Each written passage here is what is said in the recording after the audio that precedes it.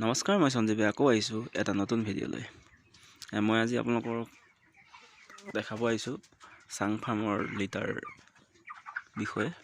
তো আমি লিটাৰটো কেনেকৈ দিছোঁ, কেনেকৈ আমি মেনেজমেণ্ট কৰি আছোঁ লিটাৰটো, আমি সকলো আপোনালোকক জনাম। তো ভিডিঅ'টো শেষলৈকে চাই থাকিব। তো এতিয়া কথাটো হ'ল আমি লিটাৰটো কেনেকৈ দিছোঁ। তো লিটাৰটো চাওকচোন আমি কেনেকৈ দিছোঁ।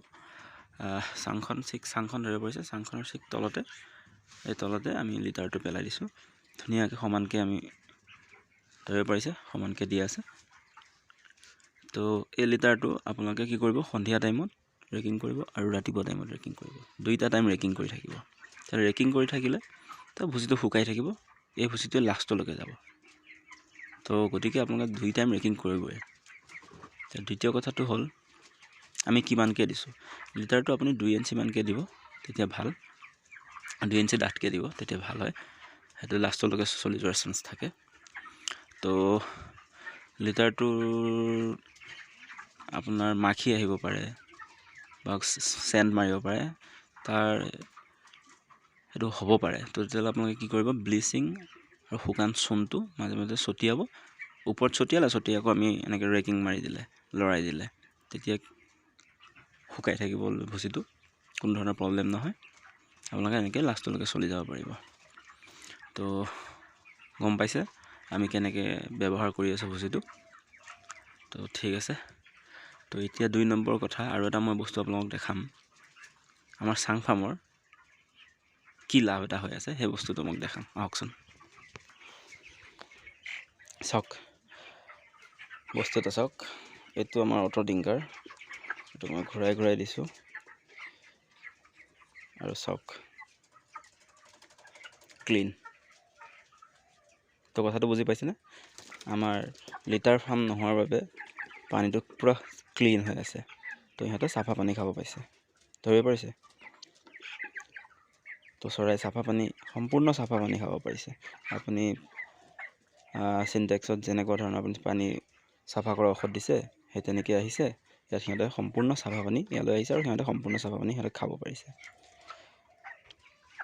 এই চাফা পানী খাই সিহঁতৰ বেমাৰ কমিছে, আৰু 2 নম্বৰতে গ্ৰথটো আমি ভাল পাইছোঁ। তো এইটো মই বেছি লাভ দেখিছোঁ আমাৰ চাং ফাৰ্মত।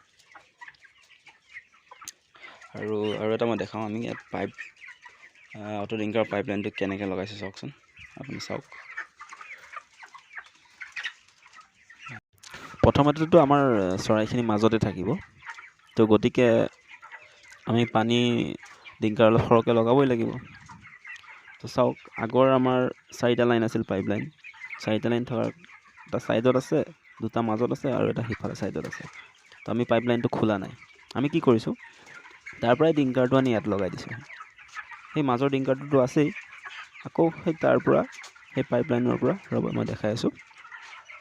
সেই পাইপলাইনটো দেখিছে, তাৰ পৰাই আনি আমি ডিংকাৰটো লাষ্ট তলত লগাই দিছোঁ, ধৰিব পাৰিছে।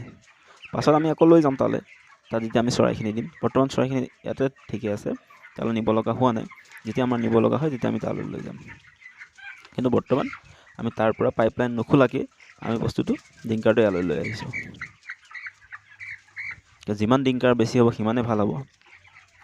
গতিকে আমি সেই কামটো কৰিছোঁ। আপোনালোকে ধৰিব পাৰিছে চাগে আমি কেনেকৈ কৰিছোঁ। আপোনালোকে এক্সট্ৰা ডিংকাৰ লগাব দৰকাৰ নাই, পাইপলাইন খুলিব দৰকাৰ নাই। আমি যেনেকৈ কৰিছোঁ আপোনালোকক প্ৰথম ধৰক 25 দিনমানলৈ আমিতো মাজতে ৰাখোঁতো, তো তেনেকৈ আপোনালোকে কৰিব।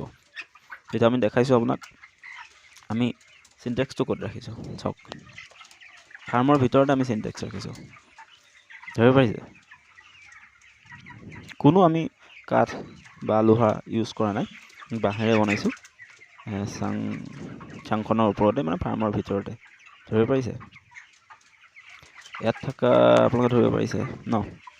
ঠিক আছে। ইয়াত ভিতৰত দিয়াৰ এটা লাভ হৈছে আমাৰ কি, বাহিৰত দিলেতো ৰ'দ পৰি থাকিব, পানীটো গৰম হৈ যাব। তো ভিতৰত দিয়াৰ কাৰণে আমাৰ পানীটো ঠাণ্ডা হৈ থাকে, আৰু সেই জখলাটো দি আমি ওপৰত উঠি যাওঁ। আগৰ মাটি